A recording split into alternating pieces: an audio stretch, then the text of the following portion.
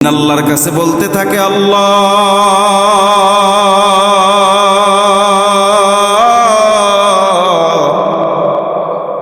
একটু অনুমতি চাই, একটু অনুমতি চাই।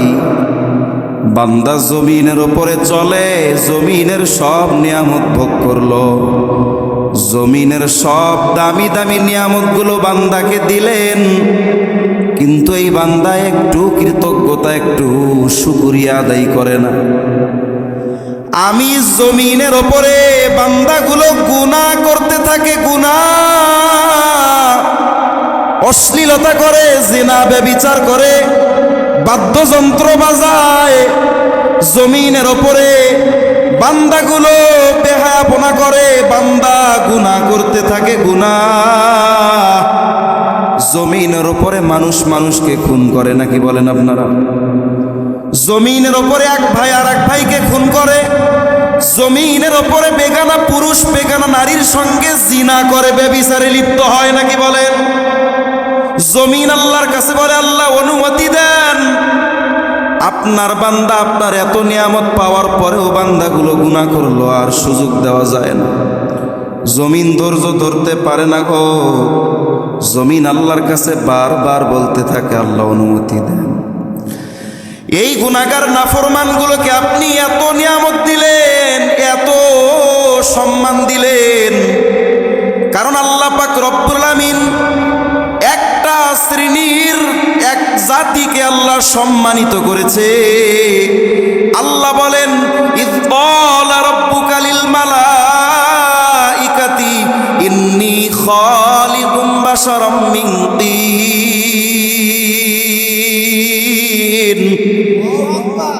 আল্লাহ বলে, আমি মানুষকে সৃষ্টি করলাম কাদা যুক্ত মাটি, ঠনঠনা মাটি, এই মাটি দিয়ে আমি মানুষকে সৃষ্টি করলাম। আমি মাটির আদমকে সৃষ্টি করিয়া ফাইদা সাওয়াইতুহু ওয়া নাফাখতু ফীহি মির রূহি ফাকউ লাহু সাজিদিন।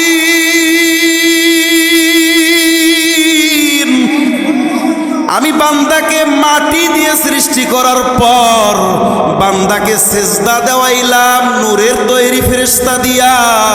ফেরেশতাদেরকে আমি আল্লাহ নূর দিয়া সৃষ্টি করলাম। ওয়াত্তিনি ওয়াজ্জাইতুন, আল্লাহ বলে তিনের কসম, জাইতুনের কসম, ওয়াতুরি সিনিন, তুরে সিনার কসম, ওয়াহাদাল বালাদিল আমিন, পবিত্র ভূমি মক্কা নগরীর কসম। চারটা শপথ আল্লাহ কসম করলেন। করার পরে আল্লাহ বলে, লাকাদ খলাকনাল ইনসানা ফি আহসানি তাকওয়িম।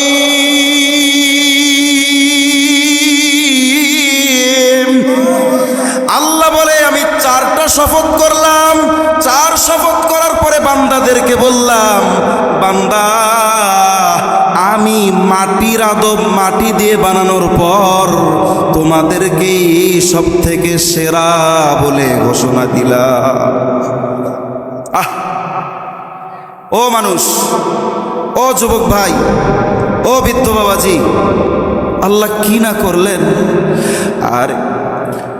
আরে আল্লাহ পাক রব্বুল আলামিন আসমান বানাইলেন 7টা, কুন ফায়াকুন বলে আল্লাহ আসমান বানিয়েছে। আল্লাহ তাআলা জমিন বানাইলেন কুন ফায়াকুন বলিয়া। এই সমস্ত মাখলুকাত সৃষ্টি করলো কুন ফায়াকুন। আল্লাহ বলছে কুন হও, হয়ে গেছে। জমিনকে বলে কুন হও, হয়ে গেছে। আসমান জমিন আল্লাহর কুন ফায়াকুনের ক্ষমতার বেড়াজালে আবদ্ধ, কিন্তু আল্লাহ মানুষকে কুন ফায়াকুন বলে বানায় নাই। আল্লাহ মানুষকে পুরা বডিটা ফেরেশতাদের মাধ্যমে সাজায়া, এরপরে আল্লাহ তাআলা কুদরতি হাত লাগায়া বান্দার চেহারাটাকে সাজায়া দিয়েছে। সুবহানাল্লাহ। মানুষ, এজন্য আল্লাহ বলেন, আলাম নাজআল লাহু আইনাইন,